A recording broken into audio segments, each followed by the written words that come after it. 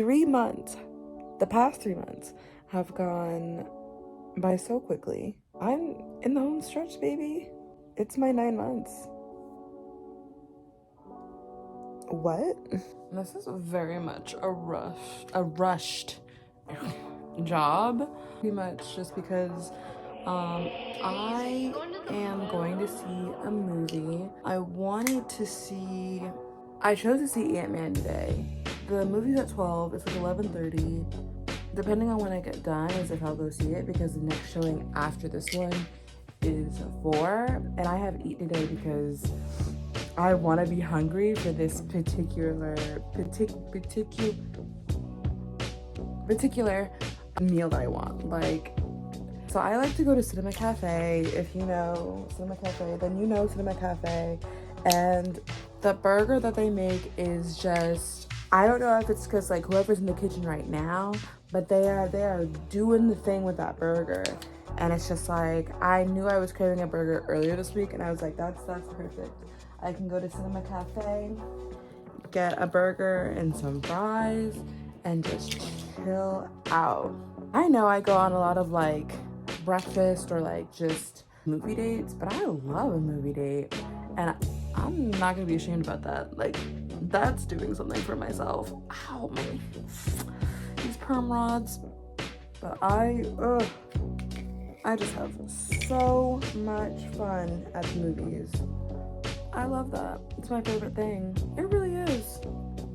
That's the key to my heart. Take me to like dinner and a movie, but have dinner at the movie.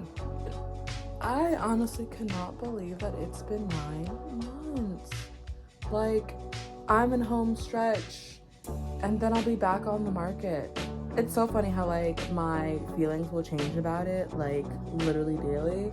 Like the other day I was literally crying about like how like I hate this and I want to stop. And then now like today I'm just like, oh, I'm so nervous about stopping. Like, I don't know how that's gonna go, what it's gonna look like.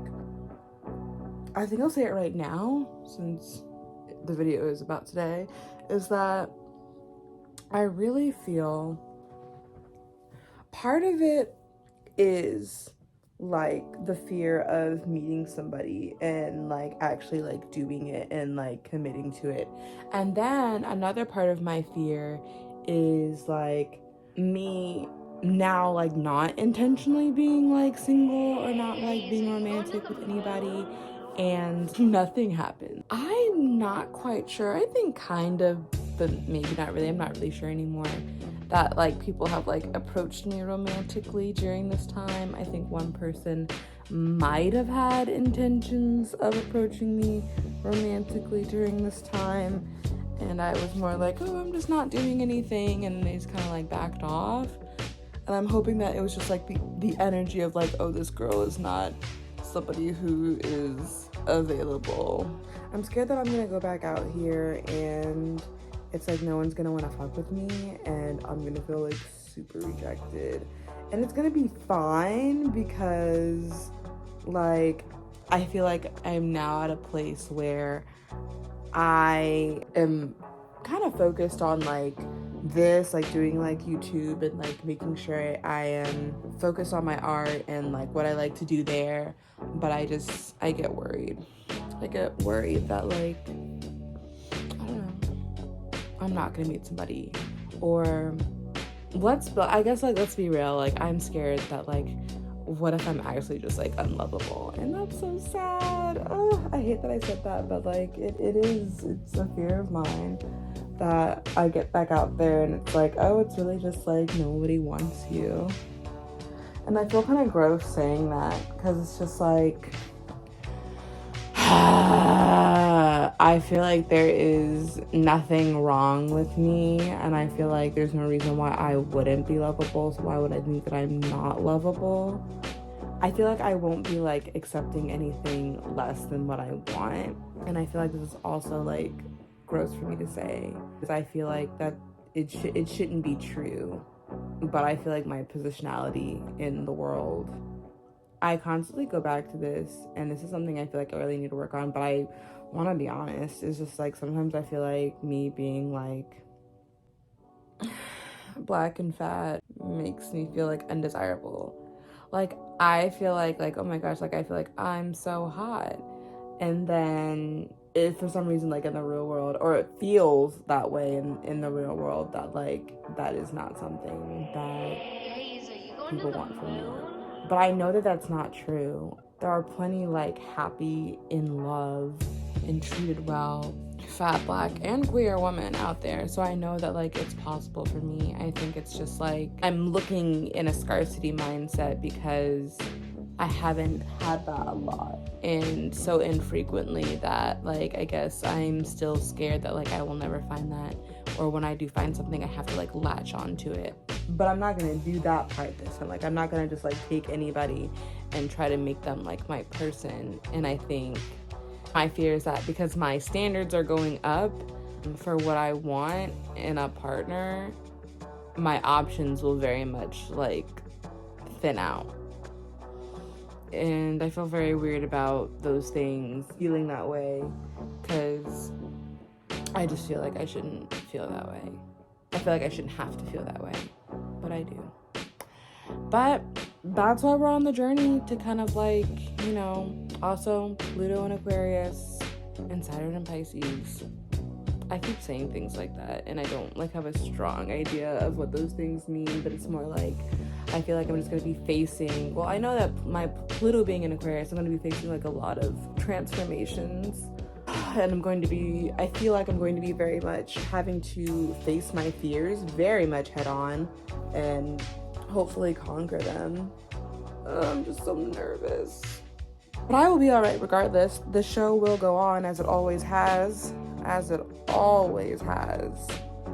So everything will be alright.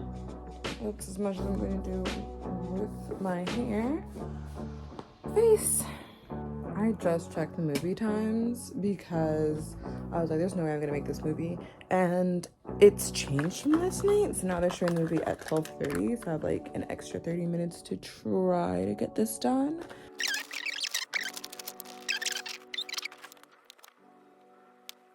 One thing for certain about me is that if you give me extra time, I will use it up. Tell me why. Once I found out I had that extra 30 minutes like to get ready, it was like 11:45. Then once I had like that extra like amount of time, I used it all up just to do like other stuff. I'm still late. Like the movie's literally starting like right now. Like I can't stand myself. It's okay. I'm just gonna miss the previews. Also, I put on this dress and you guys will see it later. But like I put on this dress and I almost went out there because I thought it was a cute 75 degrees. I thought all I needed was my shawl. So I was like, oh, but the temperature's gonna drop like a cute 20 degrees. That's like 70 to 50. Oh hell no. So thank goodness for me. I did. I definitely put on this like cute undershirt. It's part of the haul. So this is kind of like a crossover video because this is part of the whole set that I am like doing, and I've kind of just like I needed extra days, so that's why I'm like filming this video before that video. But I don't think you really need to know all that information, but now you do. So okay. In a basement. I'm not even gonna hold you guys. That was mid. This is the first time I've ever gotten to a movie that everybody already said was like mid, and it was actually mid to me. I did get some like on my last like date video when I went to see like Black Adam, and I was like, guys, I understand like why you guys like hate Dwayne Johnson now. That's making more sense the more research I did. But like Ant-Man, that was mid. I paid for the experience more than I paid really to see the movie. I'm not gonna lie. It was okay. It was just like I just wasn't really like into the storyline. I wasn't feeling it like at all. But at the same time, I've also never really liked like the Ant-Man section of Marvel. I don't think anybody does. I think that's like a general consensus. It's just, but whatever. Get your paper, I guess. Ant-Man, I wasn't feeling that. You know, I get it for like the plot, and it was just so far away from the Loki series that like it took me a second to kind of realize, like, I knew that he was like the protector of time and that was like his job, but it wasn't really like connecting, like, you know, it was just too far away from the series. It's like, I think I watched the series like maybe like 2 years ago now, but I'm pretty sure it's all gonna tie in because the series itself was very good. So, but yeah. I'm back home now and much time has passed. And honestly, the itis is hitting me from all that food. I don't know if I already said this, but like that food was kind of mid. I got like the butter beer, which sucked. Never getting that again. This wasn't for me. The gyro, whatever it's called, was just like more meat, not enough sauce. Or maybe if I just had more sauce, it would have been fine. I mean, it was filling, like it was fine. I have no complaints about that. And then I got a brownie sundae, and the brownie was like a brick. But I don't know, it's like I didn't enjoy the time, but I enjoyed the time. And I have my journal because I'm home now. Like, we're friends right now. So I was just trying to write some of my thoughts down. And I think what I was really just getting at was that, you know, lately, I think I've just noticed everybody kind of like falling in love, seemingly. I see a lot of pop-outs, but it's also like the beginning of spring. So usually there are a lot of pop-outs and breakups, but definitely some pop-outs. And it just kind of feels like everybody's falling in love except for me, which I think is so silly because this whole journey is about me not falling in love and actually loving on me. And at first I felt really bad about having those feelings because of that reason. And then I was just like, honestly, I think it's actually normal for me to feel a need or a desire for companionship because I feel like that is part of the human experience. And the point of me not experiencing romance was because the entire sector of my romantic experience had become a negative thing because I just wasn't choosing like the right partners. Like the partners that I was choosing was harmful to me. So like romantic adventures in every aspect was negative. It was harming me. So I removed that, and now it didn't like avoid other negative experiences, but like honestly that was like the main cause. Like my life since not dating anybody has been honestly like chill. I've done a lot of healing, which has been difficult and not pleasant at times, but like I don't know, it's not like dealing with someone who doesn't care about me and then having to like basically grieve that like all year that another person has, or I've done another like self-fulfilling prophecy of the fact that like I think that like I'm unlovable or that no one loves me. So, and more or less I'm just saying that like my life has been like pretty chill, if not kind of better, because with the absence of that I've put a lot more focus into like my personal aspirations, which is doing this, and my style. I feel like my sense of style has like really blossomed over the year, which is awesome. What else? It's just like the way that I spend my time. For the first time really I've started to really focus on what I want my life to look like and start to put things into place to set that up for myself. So I think I've done a lot of work with myself and for myself, which I'm very proud of. And that was all in the absence of being romantically involved with someone, because prior I felt like that I would just abandon myself in order to put all my energy into trying to keep a partner.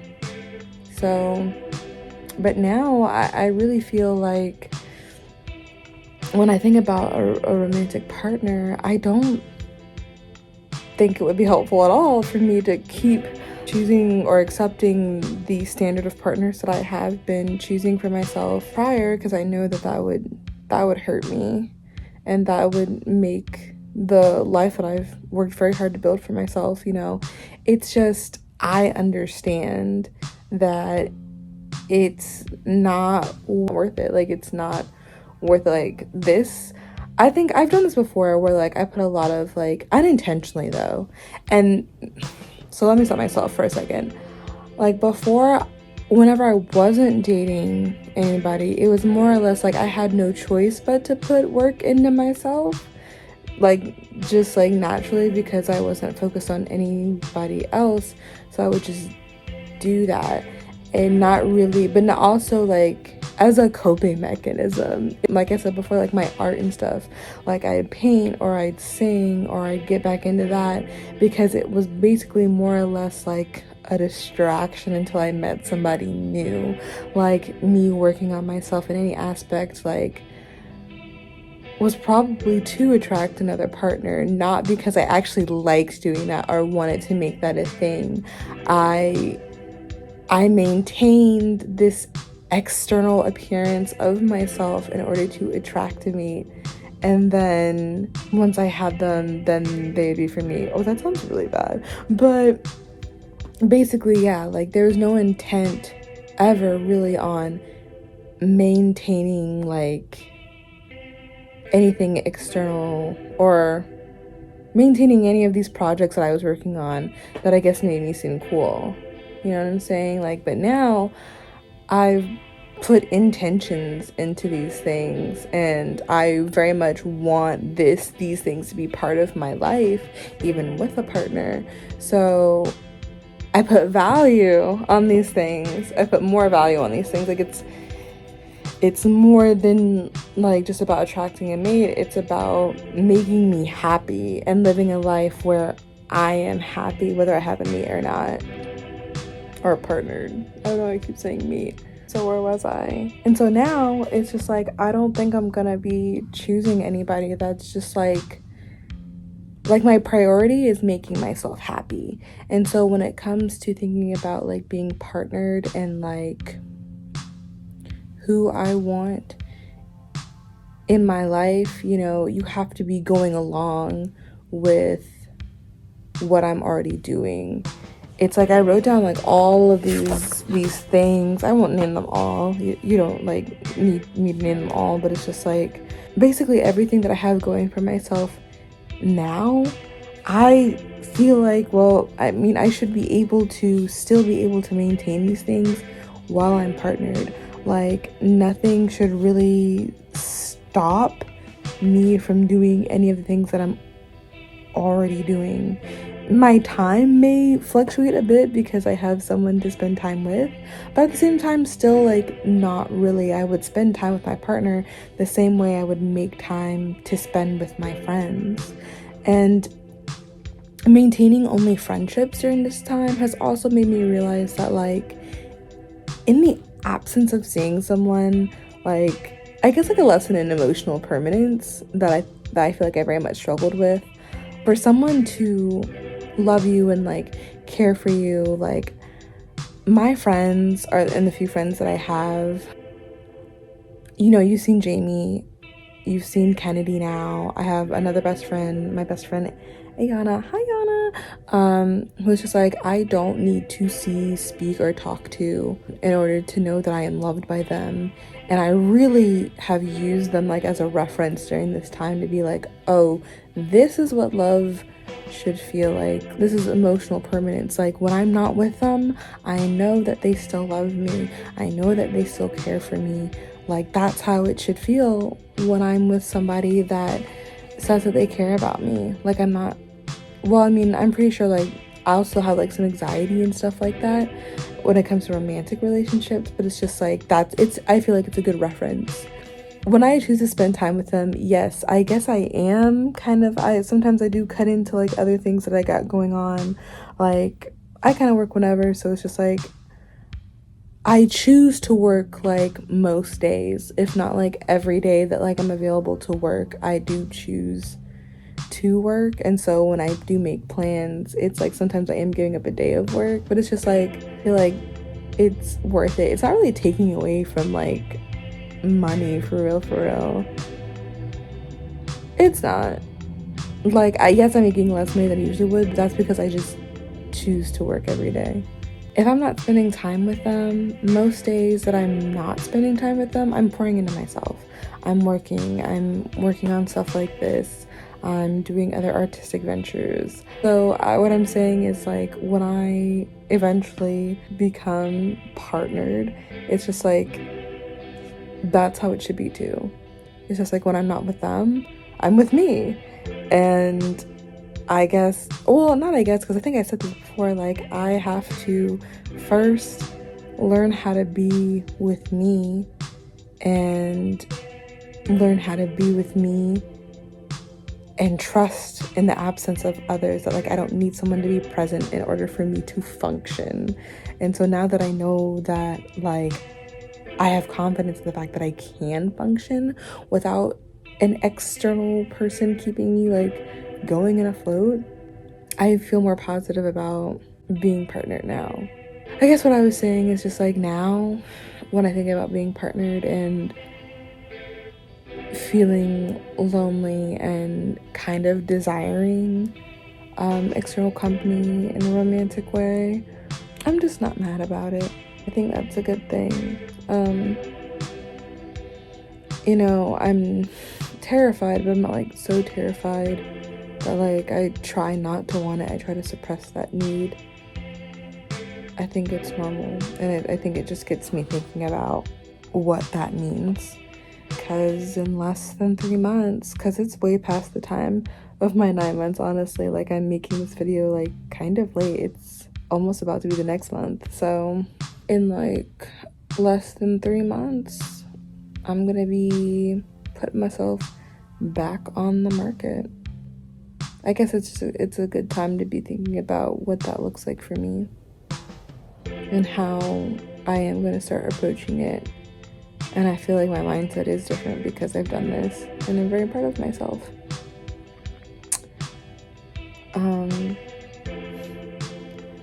So I was upset about feeling like, oh, I wish I had somebody, and going over it with myself via journaling. I realized that like it's not a bad thing.